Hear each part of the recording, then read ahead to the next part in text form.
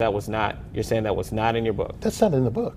Again, as I stated last week, I bought Faywell's book, New American Revolution, and Chapter 4 does include that quote saying a standard implosion demolition may have caused a building to fall. It also implies the Pentagon was hit to get rid of paperwork. We just heard a lot of information from Governor Pritzker and the Illinois Department of Public Health. Just to go ahead and recap, because shortly we are expecting a press conference from the Peoria City County Department of Health. What is next for your career? Are you seriously considering a political comeback? Because it sounds like you really do feel fondly of your time in office. Well, I told you moments ago that a concession speech is expected for Governor Bruce Rauner. J.B. Pritzker is believed to have won that race already at 7:55. We're going to go ahead and toss to that speech that is taking place right now. Chris Kennedy, Rod Joy hugging right now. He just gave his concession speech and saying tonight that he was thanking all of his supporters and campaign team. The last 25 years, when it comes to making a profit, March Madness has been a slam dunk for the Peoria community, but now that's being stripped away. Imagine not having a place where you could go home to and to warm up, and that is what this is all about tonight. Dozens of people have already lined out here tonight. They're going to be sleeping in cardboard boxes. Police have blocked off this entire area of Republic and Lynn Street, that intersection, as they're searching for answers to what could have happened today. You pick up one of these bags, I'm telling you, they are heavy, so you can imagine how much sand it takes to fill one bag, much less thousands of bags along the riverfront. Students walk up and down this route every day during the school year. So nervous neighbors, they asked for a speed limit sign, and the city did give them that, but now neighbors say that's not enough. Schools are required to help students falling behind fill that gap. Well, those kids used to have their own classroom, but now they're forced to learn at these tables out in the hallway throughout the day. Shut uses a series of technologies to emulate real-life collisions. Like here, it's as if a helmet were to hit the ground, and over here, if two players were to collide at full speed. Oh, there's my light.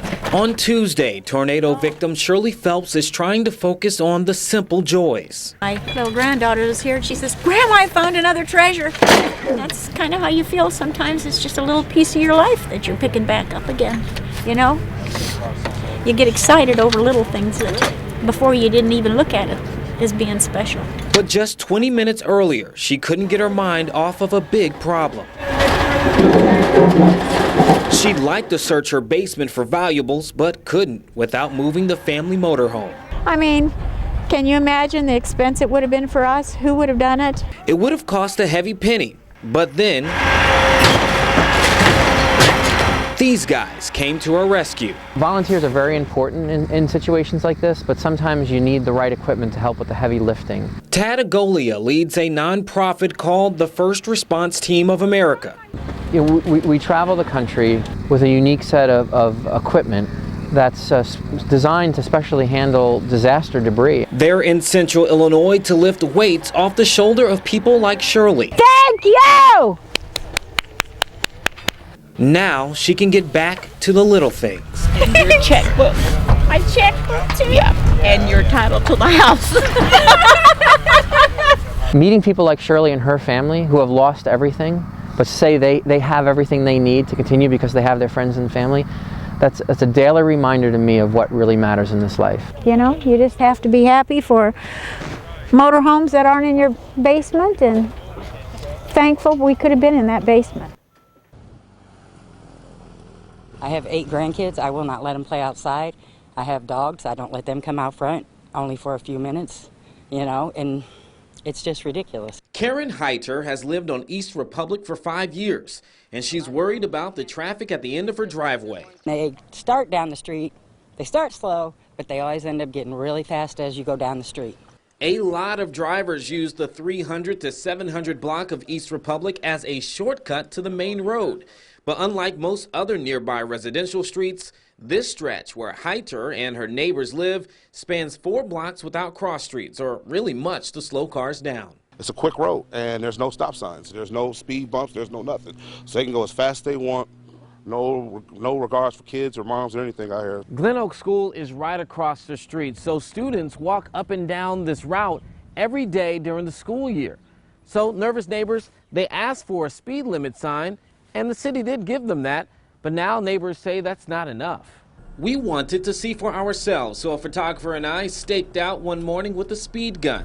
27. Most of the drivers hovered slightly above 25 miles per hour, but some 39 miles an hour. kept a heavy foot on the gas. I don't know what they're planning on doing.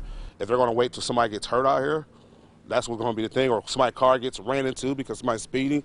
Michael Cook is the one who pressed for the speed limit signs, and seeing cars slow down for current construction on the street gave him a new suggestion for the city. Speed bumps all through the street. Speed bumps. Speed bumps. Because if you got speed bumps, you're going to go slower because you're going to tear something up in your car if you don't slow down.